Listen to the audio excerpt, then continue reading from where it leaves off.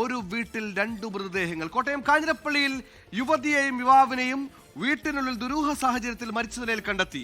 തുരുത്തി സ്വദേശിനി ഷിറിൻ, ആലമൂട് സ്വദേശി ജോബ് എന്നിവരാണ് മരിച്ചത്. യുവതിയെ കഴുത്തറുത്ത് കൊന്ന ശേഷം യുവാവ് ആത്മഹത്യ ചെയ്തതാണോ എന്നാണ് ഇപ്പോൾ സംശയം. കാഞ്ഞിരപ്പള്ളി പോലീസ് അന്വേഷണം തുടങ്ങിയിട്ടുണ്ട്. ഷെർലി 6 മാസം മുമ്പാണ് ഈ പറയുന്ന കാഞ്ഞിരപ്പള്ളിയിലേക്ക് വീട് മാറി താമസം തുടങ്ങി.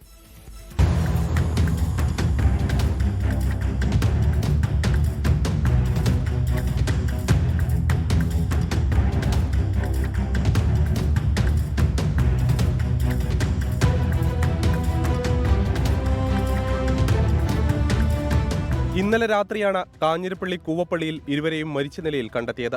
ഷെർലിയെ വീടിനുള്ളിൽ രക്തമാർന്ന നിലയിലും ജോബിനെ തൂങ്ങി മരിച്ച നിലയിലുമാണ് കണ്ടെത്തിയത്. യുവതിയെ ഫോണിൽ വിളിച്ചിട്ട് കിട്ടാത്തതിനെ തുടർന്ന് ഒരു സുഹൃത്ത് പോലീസിൽ വിവരമറിയിക്കുകയായിരുന്നു.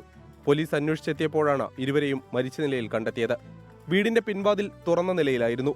ഇതേ തുടർന്ന് പോലീസ് വിശദമായ പരിശോധന നടത്തി.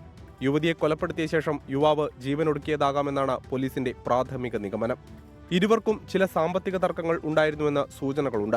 7 മാസം മുൻപാണ് കാഞ്ഞിരപ്പള്ളിയിലേക്ക് ഇവർ താമസിക്കാനെത്തിയത്.